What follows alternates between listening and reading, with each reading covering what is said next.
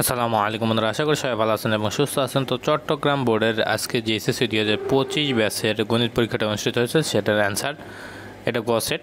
তো এখানে আপনার 1 নম্বর অ্যান্সারটা হবে খ, 2 নম্বর অ্যান্সার হবে গ, 3 নম্বর অ্যান্সার হবে ক, 4 নম্বর অ্যান্সার হবে খ, 5 নম্বর অ্যান্সার হবে ঘ, 6 নম্বর অ্যান্সার হবে ঘ, 7 নম্বর অ্যান্সার হবে খ, 8 নম্বর অ্যান্সার হবে ক, 9 নম্বর অ্যান্সার হবে ঘ।